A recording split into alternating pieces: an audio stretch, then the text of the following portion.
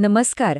महाराष्ट्र अर्थसंकल्प 2026-27 मध्ये शेतकऱ्यांसाठी एक जबरदस्त घोषणा झाली आहे. एक अशी घोषणा जी त्यांच्या आर्थिक आयुष्यात मोठे बदल घडवू शकते. तर ही घोषणा नेमकी आहे तरी काय आणि तिचा लाखो शेतकऱ्यांवर काय परिणाम होणार आहे? चला, आज आपण हेच सविस्तरपणे समजून घेऊया. तुमच्या स्क्रीनवर एक आकडा दिसतोय, 2 लाख रुपये. आता हा फक्त एक आकडा नाहीये. हे महाराष्ट्र सरकारच्या एका खूप मोठ्या घोषणेचं केंद्रस्थान आहे असं म्हटलं तरी चालेल.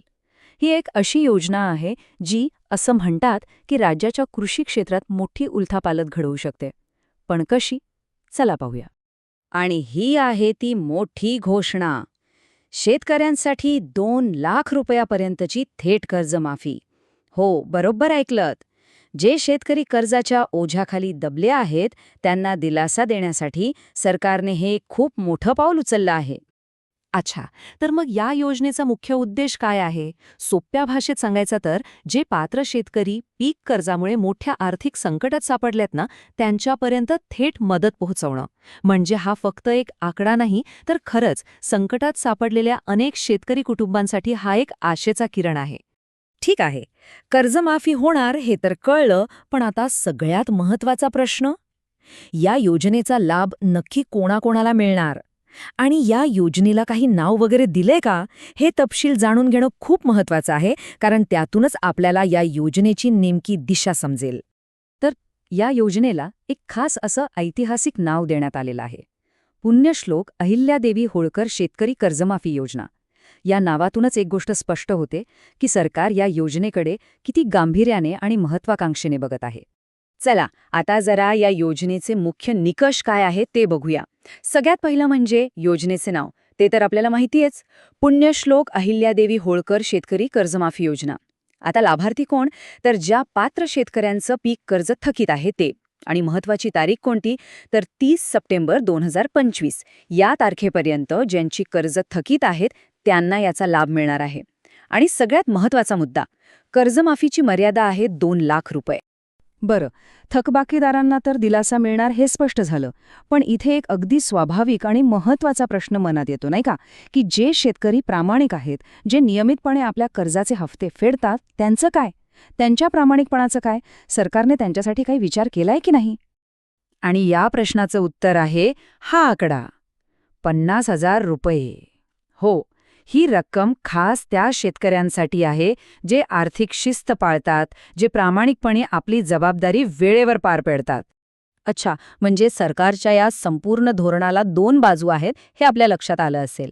एकीकडे थकबाकीदारांना कर्जमाफी आणि दुसरीकडे नियमित कर्ज फेडणाऱ्या शेतकऱ्यांना प्रोत्साहन. चला, आता या दुसऱ्या बाजूबद्दल म्हणजे या प्रोत्साहन परियोजनेबद्दल थोडं अधिक जाणून घेऊया. याचा सरळ सरळ अर्थ असा आहे की जे शेतकरी आपलं कर्ज वेळेवर फेडतात त्यांना 50,000 रुपयांपर्यंतचा प्रोत्साहनपर लाभ दिला जाईल. आता हे फक्त एक बक्षीस नाहीये, तर यामागे एक मोठा विचार आहे. कृषी क्षेत्रात एक चांगली क्रेडिट कल्चर किंवा पतसंस्कृती रुजावी, हा यामागचा सरकारचा प्रयत्न दिसतो. तर आता हे सगळं चित्र आपल्यासमोर अगदी स्पष्ट आहे. इथे मदतीचे दोन वेगवेगळे मार्ग दिसतायत. एका बाजूला आहेत थकबाकीदार, ज्यांना 2 लाखांपर्यंत कर्जमाफी देऊन संकटातून बाहेर काढायचा प्रयत्न आहे. आणि दुसऱ्या बाजूला आहेत नियमित परतफेड करणारे शेतकरी, ज्यांना 50,000चं प्रोत्साहन देऊन त्यांच्या प्रामाणिकपणाला एक प्रकारे सलाम केला जातोय. म्हणजे सरकार या दोन्ही गटांमध्ये एक संतुलन साधायचा प्रयत्न करत आहे असं दिसतं. पण मग एक प्रश्न उरतोच. ही कर्जमाफी आणि हे प्रोत्साहन, हे सगळं फक्त एक तात्पुरता उपाय आहे का, की यामागे काहीतरी मोठा दूरगामी विचार आहे? तर अर्थसंकल्पात दिलेल्या माहितीनुसार याचं उत्तर नाही असं आहे. ही पावलं एका मोठ्या योजनेचा भाग आहेत आणि तो मोठा दूरगामी संकल्प या एका वाक्यात दडलेला आहे: शेतकऱ्यांना कायमस्वरूपी कर्जमुक्त करणे. म्हणजे सरकारचा उद्देश फक्त एकदा कर्ज माफ करून थांबणं नाही, तर शेतकऱ्याला कर्जाच्या या दुष्टचक्रातून कायमचं बाहेर कसं काढता येईल हा आहे. यावरून आपल्याला एकंदरीत चित्र दिसायला लागतं. ध्येय काय आहे?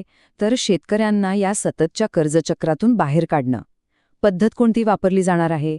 तर एका विशेष समितीने ज्या शिफारशी केल्या आहेत त्यावर आधारित दीर्घकालीन उपाययोजना केल्या जातील. आणि यात फक्त शेतकरी नाही, तर राज्याच्या बँकिंग यंत्रणेला मजबूत करण्यावरही भर दिला जाणार आहे. म्हणजे मूळ उद्देश हा आहे की भविष्यात शेतकऱ्यांवर पुन्हा कर्जबाजारी होण्याची वेळच येऊ नये. तर मग कर्जमाफी आणि प्रोत्साहन हा जो दुहेरी दृष्टिकोन सरकारने ठेवलाय तो खरंच महाराष्ट्राचं कृषीचक्र बदलू शकेल का?